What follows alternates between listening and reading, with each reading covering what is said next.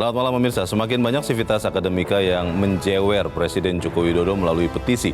Mereka ramai-ramai mengingatkan Presiden agar sadar bahwa sikapnya dalam Pilpres 2024 sudah sangat keterlaluan karena dapat merusak demokrasi. Namun apa daya, Presiden justru seolah-olah bergeming dengan petisi itu. Bahkan pihak istana menuding suara para sivitas akademika ini hanyalah suara partisan. Pemirsa, inilah yang akan kami sajikan dalam editorial malam hari ini. Akhiri manipulasi demokrasi bersama saya, Leonard Samosi.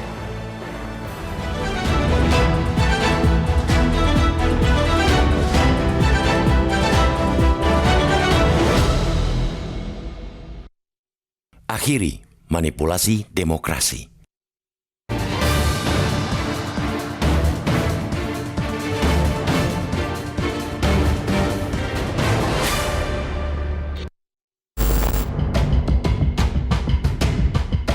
Kenegarawanan Presiden Joko Widodo berada di titik nadir dalam kubangan praktik politik yang tidak lagi menjunjung moral dan absen dari etika.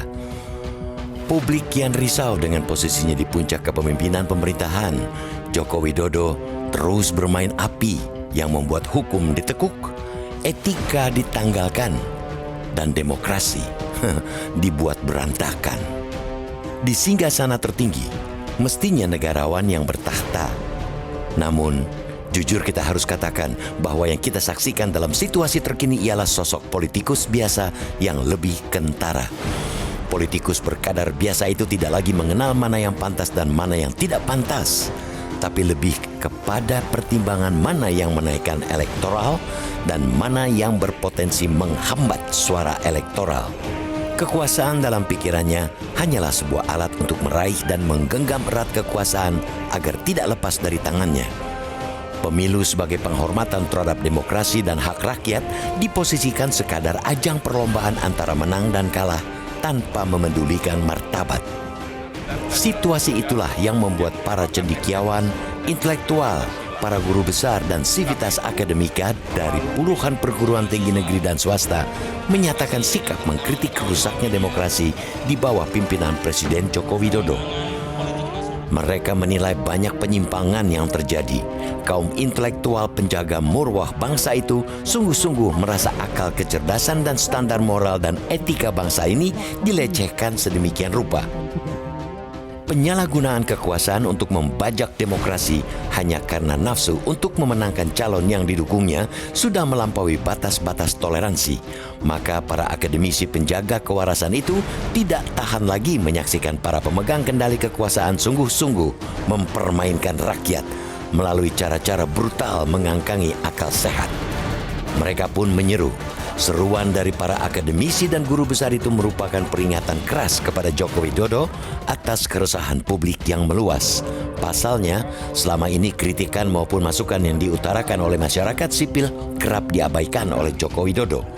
Bukannya mengindahkan seruan para begawan, Joko Widodo menganggap gaung masif kaum intelektual sekedar gonggongan yang tanpa arti. Celakanya lagi, istana lewat koordinator staf khusus Presiden, Ari Dwi Payana, justru menuding suara dari kampus sebagai partisan. Guru besar penjaga marwah itu disebut sebagai bagian dari perang narasi guna mendulang elektoral. Tidak cukup tudingan partisan, elit kekuasaan ditengarai melakukan intervensi terhadap kebebasan berpendapat para guru besar, berupaya membuat narasi tandingan dan membenturkan para cendekiawan. Ada indikasi keterlibatan aparat sebagai operator mendekati para petinggi universitas. Sehingga muncul kelompok tandingan yang seolah tidak ikhlas mendengar dan menyaksikan seruan kelompok yang bersuara kencang mengingatkan perilaku penguasa yang terseret jauh dari etika dan moral berdemokrasi. Bahkan, Sivitas Akademika Universitas Sriwijaya dengan memohon maaf kepada publik terpaksa membatalkan deklarasi pernyataan forum dosen menyikapi situasi menghadapi pemilu 2024 seperti kampus lainnya. Alasannya untuk menjaga keharmonisan dan kekeluargaan Sivitas Akademika yang lebih penting untuk dikedepankan. Begitupun intimidasi terhadap mahasiswa juga dilakukan sejumlah orang tidak dikenal dengan membubarkan konsolidasi mahasiswa Jakarta di dalam kampus Universitas Trilogi. Kekuasaan yang sakit memang akan dihantui rasa was-was. kekuasaan yang alpa terhadap etika akan diracuni beragam kecemasan dan ketakutan. Rasa cemas, takut, dan panik itu membuat tindakan represi bermunculan. Tapi dalam sejarah bangsa kekuasaan yang dibangun di atas pondasi ketakutan kehilangan kekuasaan justru akan runtuh pada waktunya dengan amat menyakitkan. Karena itu, jangan remehkan seruan penjaga kewarasan. Jangan bungkam peringatan kembali ke akal sehat demokrasi. Akhiri mengangkangi demokrasi untuk kepentingan pribadi.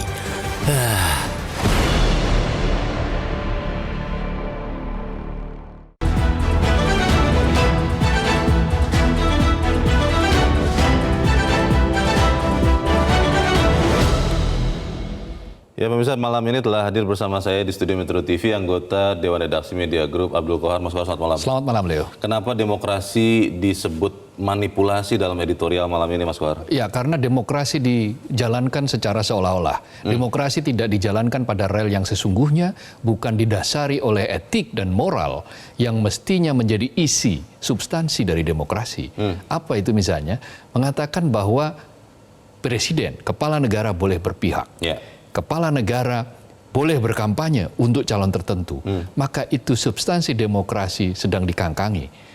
Ketika membiarkan hukum ditekuk, dibolak-balik, digunakan untuk meloloskan kepentingan putranya, maka di situ sebetulnya undang-undang atau hukum sudah dilipat di ketiak kekuasaan.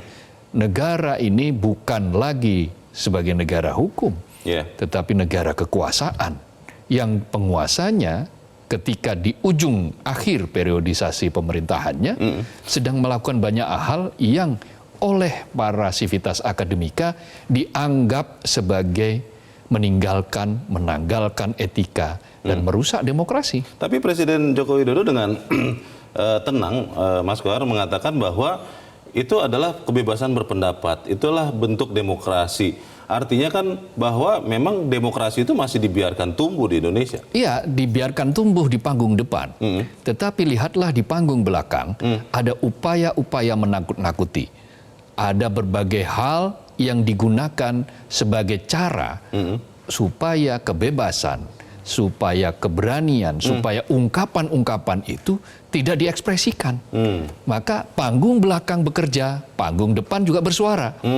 Nah, akhirnya yang orang melihat, publik mengawasi, panggung belakang ini gerilyanya juga tidak kalah hebat, Leo. Kita melihat, menyaksikan di Universitas Trilogi misalnya, ada mahasiswa yang diintimidasi. Kita melihat, kita menyaksikan di beberapa perguruan tinggi yang profesor-profesornya menyampaikan suara, dibuatlah suara tandingan yang seolah-olah ingin menjadikan itu sebagai kontranarasi. Nah, apa yang disampaikan oleh istana di panggung belakang ini justru itu yang sedang bekerja, bukan yang di panggung depan. Bagaimana dengan pikiran atau dugaan bahwa yang dilakukan yang disuarakan oleh guru besar ini, Mas Qohar, tidak murni? Kita coba ikuti dulu, kita dengarkan pernyataan dari Koordinator Staf Khusus Presiden Ari Dwi Payana berikut ini.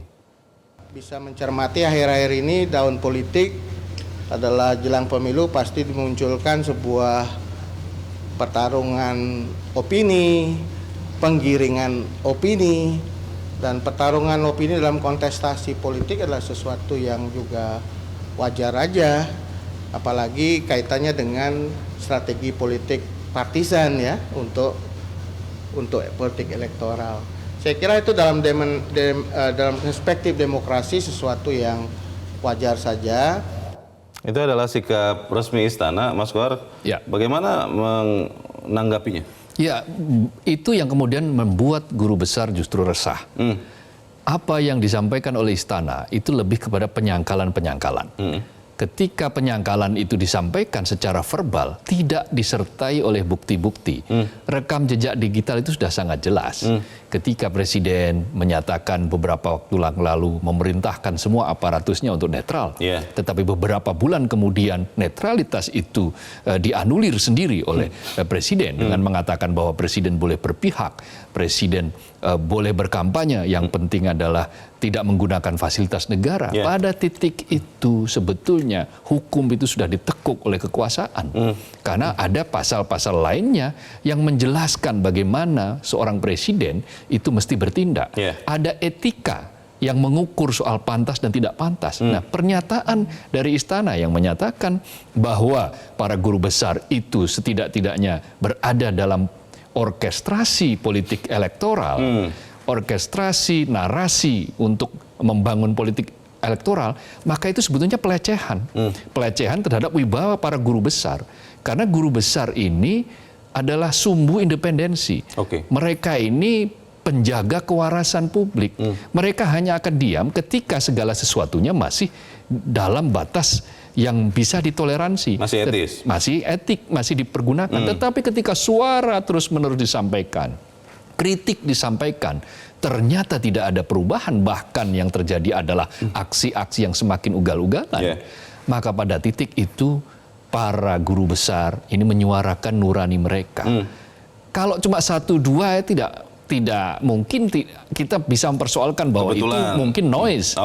Tetapi ketika 30 lebih perguruan tinggi, hari ini kita menyaksikan misalnya ada ITB, lalu UNER, Surabaya, juga sudah menyuarakan hal yang serupa, maka itu alarm yang berbahaya bahwa kondisi Republik ini sebetulnya sedang berada dalam darurat demokrasi. Kalau kita ibaratkan suara para guru besar ini seperti suara kenabian, Mas Kohar, biasanya kalau Nabi berbicara umatnya mendengar. Tapi pertanyaannya adalah apakah nabi-nabi yang dalam bentuk guru besar ini memang juga akan didengarkan? Kita harus jeda dahulu dan pemirsa tetaplah bersama kami.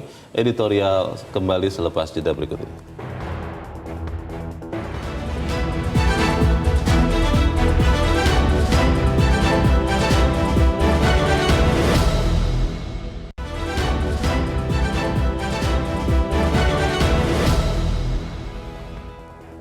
Dan pemirsa, ini ada polling yang dilakukan di Metro TV melalui platform media sosial X yang bertanya, pantaskah Istana menyebut para guru besar punya kepentingan elektoral dalam seruannya? 85%, sebagian besar menyatakan tidak pantas, sementara yang mengatakan pantas ada 15%. Selain itu juga kami mendapatkan komentar dari para netizen. Ada @Budiana Siswa Yudi yang mengatakan para guru besar ini punya kepentingan moral supaya tidak terjadi chaos dan pemimpin baru nanti legitimate. Dan juga ada komen berikut dari akun @ADIMF. Moso iya suara akademisi dianggap partisan? Ngawur. Ini mungkin karena gemas juga ya. Mas Kohar, pertanyaannya kembali ke pertanyaan tadi. Kalau kita mau sembuh harus mengakui dulu, ya saya punya sakit. Tapi kalau tidak mau mengakui, kan nggak akan bisa sembuh, Mas. Iya, tidak akan bisa sembuh, tahu-tahu dioperasi, tahu-tahu kemudian runtuh. Nah, itu kan bahayanya. Kalau demokrasi dibiarkan dalam jalan yang sesat, maka kesesatan itu kemudian dianggap sebagai kebenaran. Maka tidak ada lagi suara kebenaran yang suci, yang asli, yang murni, yang genuine. Maka pada titik itu kekuasaan sebetulnya sedang menggali kuburnya sendiri. Dia hanya butuh waktu yang sedikit sekali untuk kemudian kekuasaan itu runtuh oleh zaman. Ya, bagaimana kita saksikan rezim sebelum inilah. Ada rezim ketika era Orde Baru yang selalu menang. Secara elektoral selalu menang, tidak pernah kalah. Bahkan kalaupun kelihatannya seperti kalah, maka dia dibuat menjadi menang. Kan di provinsi tertentu kan, 77 itu kan Golkar pernah kalah di Aceh dan di Jakarta. Lalu kemudian pemilu berikutnya dibuat menang di Jakarta. Lalu kemudian Aceh juga dibuat menang. Nah, selalu menang itu bukan berarti itu suara kebenaran.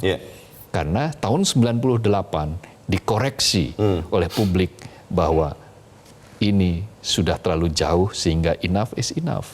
Kita punya riwayat bagaimana para negarawan kita itu menjunjung muruah bangsa ini, menjunjung kemerdekaan bangsa ini. Nah, mereka ini berada dalam simpul yang sama bahwa bangsa ini harus dibawa kepada kondisi yang lebih bermartabat.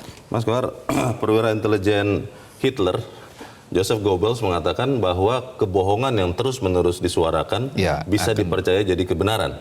Pertanyaannya adalah bagaimana suara-suara kenabian para guru besar ini bisa menyadarkan bahwa yang kita kira kebenaran ternyata adalah kebohongan. Ya, dengan berbagai macam platform, dengan berbagai macam sarana untuk komunikasi, sekarang yang lebih mudah, yang lebih bisa disampaikan secara masif, maka saya rasa saya punya optimisme bahwa suara-suara dari guru besar ini adalah suara-suara yang akan diamplifikasi oleh publik dan akan melahirkan kecerdasan. Kita hanya soal waktu saja, bagaimana publik nanti akan sampai kepada perenungan bahwa ternyata suara yang disampaikan oleh para guru besar ini adalah untuk mencegah kerusakan. Kerusakan dari segala lini. Kata Otto von Bismarck, mantan kanselir Jerman, bahwa politik itu bisa merusak karakter. Nah, supaya politik tidak merusak karakter, ya para guru besar harus meluruskan ini sehingga politik kembali kepada marwah karakter.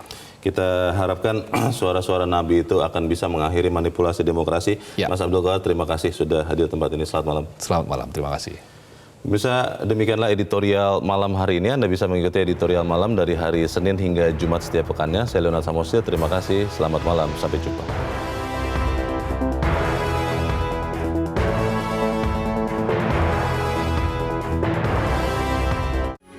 Metro TV. Jelajahi cara baru mendapatkan informasi. Download Metro TV Extend sekarang.